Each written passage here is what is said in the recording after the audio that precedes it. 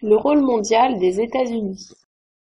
Quand on parle du rôle mondial des États-Unis, on peut dire qu'il s'agit là d'un centre d'impulsion de la mondialisation. Tout d'abord, c'est un des trois pôles de la triade. Ainsi, en 2013, 99 firmes transnationales états-uniennes comptaient parmi les 500 premières firmes transnationales au monde.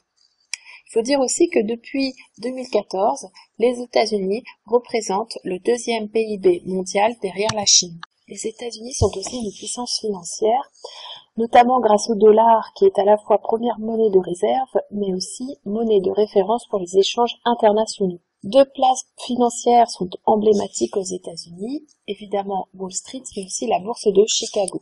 À la fois première agriculture mondiale et deuxième exportateur mondial, les États-Unis sont une puissance commerciale. La puissance économique des États-Unis fait du pays le premier pôle d'immigration mondiale, avec cette particularité d'attirer également des chercheurs, des scientifiques, c'est ce que l'on appelle la fuite des cerveaux ou encore en anglais le brain drain. Cela a pour conséquence notamment que les États-Unis soient devenus le premier pays en nombre de prix Nobel avec 357 lauréats à ce jour. Les États-Unis sont également une puissance culturelle.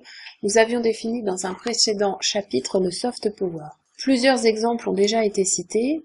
On retiendra ici le rôle prépondérant de l'anglais à l'échelle internationale et puis bien entendu l'industrie cinématographique américaine d'Hollywood et tous ses produits dérivés. Passons maintenant au hard power puisque les États-Unis sont une puissance militaire et diplomatique inégalée.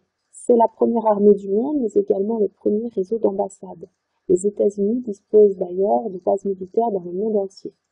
Ajoutons également le rôle majeur des États-Unis au sein de l'Organisation du traité de l'Atlantique Nord, et n'oublions pas que les États-Unis ont un siège de membre permanent du Conseil de sécurité de l'Organisation des Nations Unies.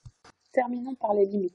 Tout d'abord, les États-Unis doivent faire face à un considérable déficit commercial qui a pour conséquence un endettement très important, la Chine étant le premier créditeur des États-Unis. Mais les États-Unis, nous l'avons déjà vu, est également une puissance contestée. Tout d'abord par des interventions militaires critiquées, nous avons déjà vu la question de la guerre en Irak et de l'occupation de l'Afghanistan. Mais les États-Unis sont aussi dans une situation d'affaiblissement économique, avec notamment la Chine qui en 2014 est devenue premier PIB mondial en lieu et place des États-Unis.